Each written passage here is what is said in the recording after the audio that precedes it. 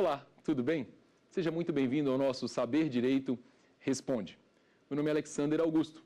Eu sou bacharel em Direito, sou pós-graduado em Direito Público e especialista em Processo Civil. Sou oficial de Justiça do Tribunal de Justiça do Distrito Federal e Territórios e sou professor de Direito Administrativo e Processo Civil. Nós trabalhamos em 5 encontros o assunto atos processuais dentro do novo CPC. E aqui comigo hoje nós temos os alunos que trouxeram suas dúvidas sobre esse assunto. Eu tenho aqui a Beatriz, o Martin e a Daniele. E eles vão mostrar para a gente a dúvida que eles tiveram, que eu tenho certeza que também pode ser a sua.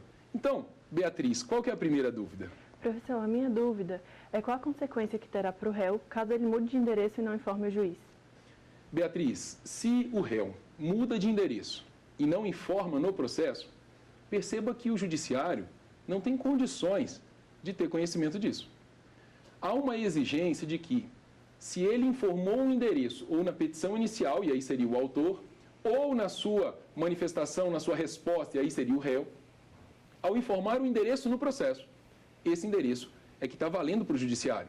Se ele muda, toda a comunicação que a justiça, que o Poder Judiciário enviar para aquele endereço, ela é considerada válida.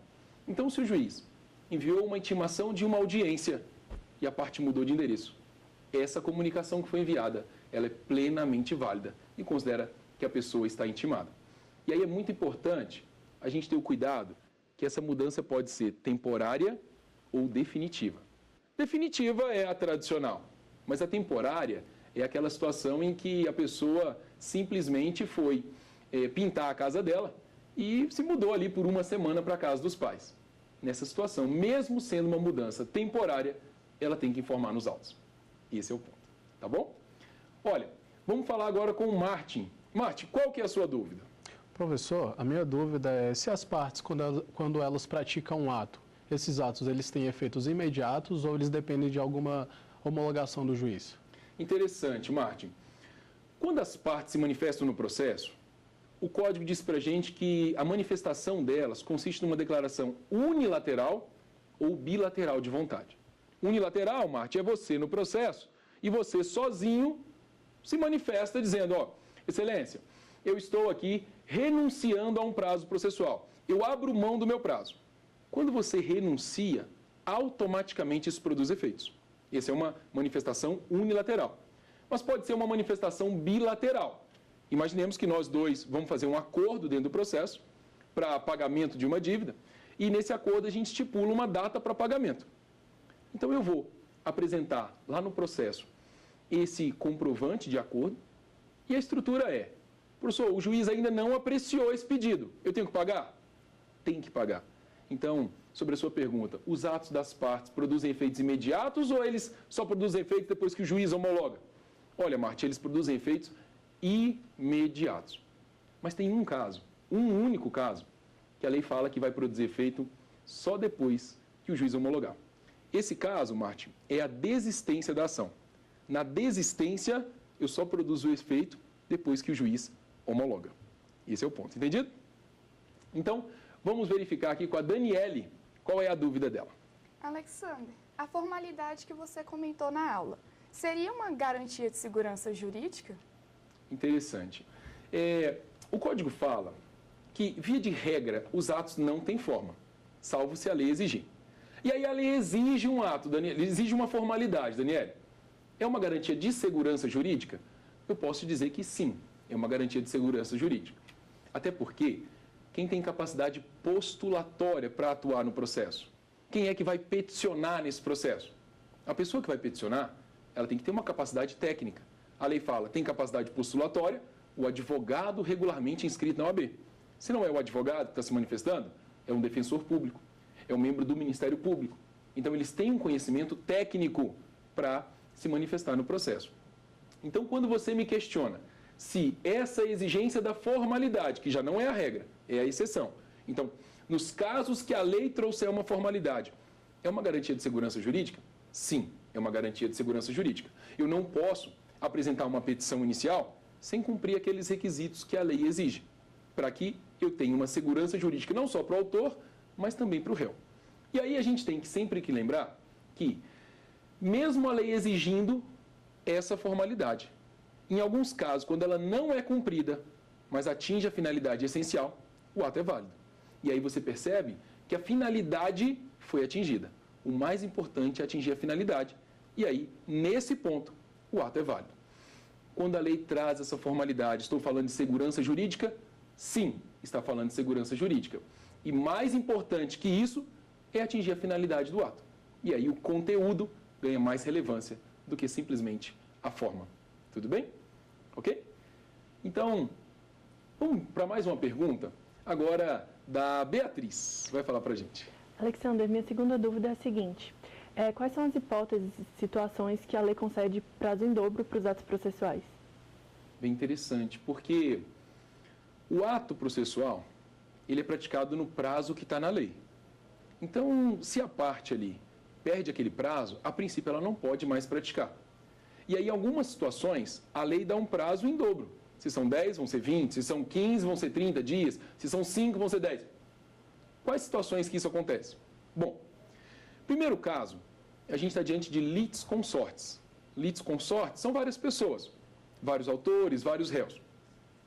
Quando a gente fala de litisconsortes, Beatriz, eu posso estar diante daquela situação em que 3 réus no processo, tem 3 advogados diferentes e eles são de escritórios diferentes. Aí, nesse caso, eu dou para eles prazo em dobro. Mas veja, preste atenção nos requisitos. Eu falei de litisconsortes, advogados diferentes, de escritórios diferentes. E eu vou além. O código diz, só tem prazo em dobro se forem autos físicos, em autos eletrônicos, isso não existe. Então, respondendo a sua pergunta, essa é uma primeira resposta. Quem tem prazo em dobro? Esse aqui, litisconsortes, com advogados diferentes, de escritórios diferentes e em autos físicos, não em autos eletrônicos. Primeira pessoa, então, que tem prazo em dobro. Quem mais tem esse prazo em dobro? Eu te digo, Ministério Público, Fazenda Pública, que é representado em juízo pelo órgão de advocacia pública, né, Procuradoria do Distrito Federal, Advocacia da União, MP, Advocacia Pública e Defensoria Pública. Mas aí, olha que interessante, Beatriz, lá na sua faculdade, você tem aquele núcleo de prática jurídica. O núcleo de prática jurídica, que são esses escritórios de advocacia das faculdades de direito, eles exercem a mesma função que a Defensoria Pública exerce. O objetivo final é o mesmo, atender aqueles que não têm condições de contratar um advogado, dar o acesso à justiça. Nessas situações, será que não seria justo que a eles eu desse o mesmo prazo em dobro que eu dou à Defensoria? O Código se preocupou com isso e o Código fala, olha, vai ter prazo em dobro então, tanto a Defensoria como esses escritórios de prática jurídica das faculdades de direito. E ainda diz lá, entidades que prestem assistência jurídica gratuita que sejam conveniadas com a Defensoria. Então veja que eu falei 4 pessoas. Essa história dos litisconsortes, com advogados diferentes, escritórios diferentes, em autos físicos, Ministério Público, Fazenda Pública, que é defendida pela Advocacia Pública e Defensoria. O mesmo prazo que eu dou para a Defensoria, eu dou para o NPJ. Então, essa é a situação de prazo em dobro dentro do processo. Ok? Então, vamos ver com o Martin qual é a próxima dúvida. Sim. Professor, existe alguma diferença nos horários para protocolo de petição de processo virtual e processo físico? Interessante, Martin. Olha só, quando a gente fala de processo físico, é aquele processo que está lá na 3ª vara cível, eu vou lá pegar os autos, vou folhear os autos. Esse aí, quando eu vou protocolar uma petição, eu tenho que observar o horário do expediente. E aí é até interessante, Martin, porque o horário para a prática de um ato processual, ele vai de 6 da manhã até as 20 horas. Mas esse não é o horário do expediente forense. O fórum não está aberto às 6 horas da manhã. O fórum está aberto ali, tradicionalmente, de 12 às 19. Vai depender de cada região, de cada vara, de cada juízo. Mas, tradicionalmente, de 12 às 19. Se você vai protocolar uma petição em autos físicos, você vai observar esse horário do expediente. Mas outra situação é aquela em que você está diante de um processo eletrônico. No processo eletrônico, Marte, você vai praticar o ato de onde? Lá do seu escritório, lá da sua casa, da praia, Marte. Você está nos Estados Unidos, vai praticar o ato lá dos Estados Unidos. Então, em autos eletrônicos, a lei diz assim, você vai observar o horário do local onde está o processo, se ele está em Brasília, o fuso horário de Brasília, se está em São Paulo, Amazonas, onde tiver, observa aquele horário mas a petição pode ser encaminhada até as 24 horas do último dia do prazo. Pode ser encaminhada, então, até o último momento do último dia do prazo. Aí eu sempre chamo a atenção, Marte, para um detalhe que é o seguinte. Apesar de a lei falar 24 horas do último dia do prazo, se você pensar bem, 24 horas já é o outro dia, né? Meia-noite já não é hoje, é o dia seguinte. Então, a gente só precisa ter o cuidado com o detalhe que seria 23 horas, 59 minutos, 59 segundos.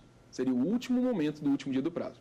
Então, quando a gente está diante de autos físicos, o horário do expediente. Autos eletrônicos, até as 24 horas do último dia do prazo. Tudo bem? E aí, nós vamos verificar mais uma dúvida com a Daniele.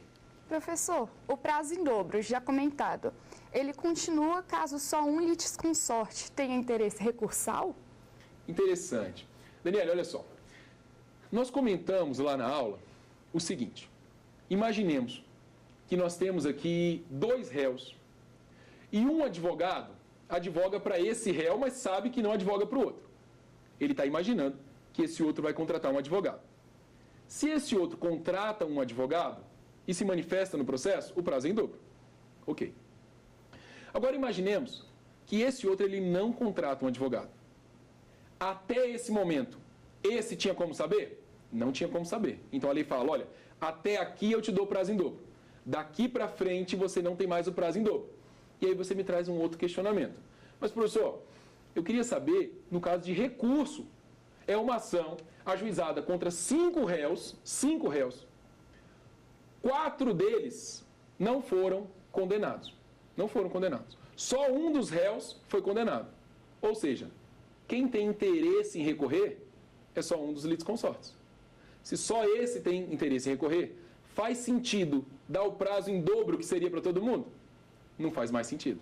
Então, nesse caso, a gente tem a súmula 641 do Supremo, que fala para a gente que quando só um dos litisconsortes tem interesse em recorrer, nessa situação, o prazo não é em dobro, o prazo volta a ser simples. Tudo bem? Entendido? Pessoal, então esse é o nosso Saber Direito Responde. Nós vamos para um breve intervalo e eu encontro você daqui a pouquinho. Não sai daí não.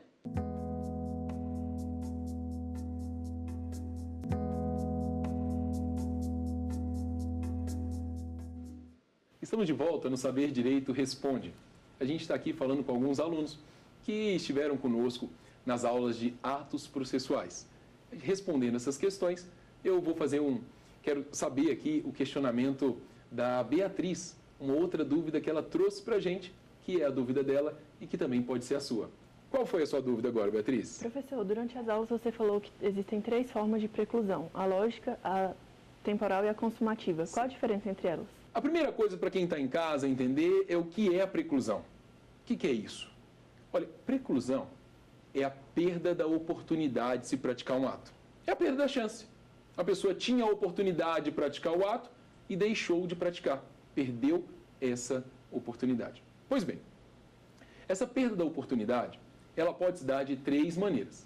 Existe uma preclusão que a gente chama de preclusão temporal. Aí o nome já ajuda. Temporal vem de tempo. Existia um prazo para a pessoa praticar o ato e ela não observou aquele prazo.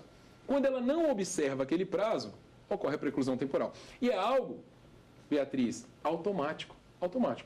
Então, o prazo, por exemplo, para recorrer no novo CPC, como regra, é de 15 dias. Se a pessoa apresentou o recurso no 16º, já está fora do prazo, é intempestivo. Não precisa, e é isso que eu quero te mostrar, não precisa o juiz declarar que a pessoa perdeu o prazo. Olha, você ultrapassou. Não precisa, é automático. Então, a gente usa uma expressão dizendo que o prazo transcorreu em branco, transcorreu em albis. Se ele transcorre em branco, automaticamente ocorreu a preclusão temporal. Aí uma outra situação que você me traz é a preclusão consumativa. O que é isso, professor? Preclusão consumativa. É a ideia de consumar. A pessoa vem ao processo, ela traz uma alegação, mas esquece de trazer outras. Então, por exemplo, Beatriz, quando eu vou alegar uma nulidade no processo, a regra é que essa nulidade tem que ser arguída na primeira oportunidade. Eu abri a boca ali no processo para falar alguma coisa, tenho que falar dessa nulidade. Eu esqueci, vou trazer amanhã. Não tem como mais. Preclusão consumativa. Então, a preclusão consumativa é quando a pessoa perde a oportunidade por não ter praticado na primeira manifestação no processo. Aí eu costumo dizer, a nulidade é um caso. Eu poderia falar, por exemplo, que toda a matéria de defesa tem que ser trazida na contestação. O que não trouxe, perdeu a oportunidade. E aí, num outro momento, sobre coisa julgada, a gente fala de um princípio até que trata disso, que é o princípio do deduzido e do dedutível. Mas isso para uma outra aula. Então, a ideia da preclusão consumativa é, não falou na primeira oportunidade, perdeu a chance. E aí você me trouxe uma outra preclusão, que é a lógica. Temporal, tempo. Consumativa, porque se manifestou e não falou. E a preclusão lógica? O que vem a ser essa preclusão lógica? Bom, a preclusão lógica é a proibição da prática de atos logicamente incompatíveis entre si. Por exemplo, quem faz acordo quer recorrer? Não, então ele não pode recorrer. Quem foi condenado e pagou voluntariamente, ele aceita aquela decisão, ele quer recorrer? Não, porque ele aceitou a decisão. E aí a gente poderia dizer o seguinte, imagine que tem um processo, eu causei uma nulidade no processo, eu causei essa nulidade, e aí mais adiante eu vou falar, excelência, eu quero que declare o processo nulo porque eu causei uma nulidade há 2 meses. Não, não tem como. A pessoa, ela não tem legitimidade para arguir essa nulidade porque foi ela mesma quem causou aquilo. A gente fala que é a proibição de se voltar contra os seus próprios atos. Então aí a gente trabalhou preclusão temporal, consumativa e a preclusão lógica. Tudo bem? Então, Martin, qual que é a próxima? Professor, a minha dúvida é quais são os efeitos da citação válida do novo Código de Processo Civil? Interessante, Martin. Olha, estudando para provas aí da faculdade, OAB, de concurso, você vai ter que ter muito cuidado com isso. A legislação anterior trazia 5 efeitos. Lá falava assim, ó, induz litispendência, torna a coisa litigiosa, constitui imora o devedor, interrompe a prescrição, torna o juízo prevento. Isso é o que a gente tinha. Agora, essa história de tornar o juízo prevento significa que outros processos que têm uma relação com esse vão para o mesmo juízo. Já não é mais a citação, é o protocolo da petição, o registro à distribuição da petição. Ok, então tiramos um. Há essa história de interrupção da prescrição. O que é isso? Prescrição é o prazo que eu tenho para ajuizar a ação. Então, por exemplo, uma reparação de danos, eu tenho 3 anos para ajuizar essa ação. Se eu deixar passar esse prazo, perdi a possibilidade de exigir em juízo. A interrupção da prescrição já não é feita com a citação, é feita com o despacho do juiz que ordena a citação. E aí você me pergunta, professor, então hoje, quais efeitos sobraram da citação? Sobraram 3. Induz litispendência, constitui o devedor em mora, salvo aqueles casos que a própria obrigação constitui, e torna aquela coisa litigiosa. Isso é muito importante para as provas. E aí eu posso te dizer que esses 3 efeitos, e também a prescrição que vem do despacho, eles existem mesmo que o juiz que tem ordenado a citação seja um juiz incompetente. Não era o juiz para julgar aquele processo, mas ordenou a citação. Interrompeu a prescrição? Interrompeu. Constituiu o devedor em mora? Constituiu. Induz litispendência, torna a coisa litigiosa? Sim. Esses efeitos, eles existem, mesmo que o juiz seja incompetente para aquela causa. Tudo bem? Então, Daniele, qual que é a próxima pergunta? Professor, a preclusão vale somente para as partes ou também se estende ao juiz e seus auxiliares? Olha, normalmente os prazos, eles atingem as partes. Esse é um grande problema para quem advoga. Ele tem que ter muito cuidado com os prazos do seu cliente, sob pena de gerar a preclusão, a perda da oportunidade e, consequentemente, quem vai responder por isso? A responsabilidade vai incidir sobre o advogado. Veja, a preclusão é somente para as partes ou também existe preclusão para o juiz?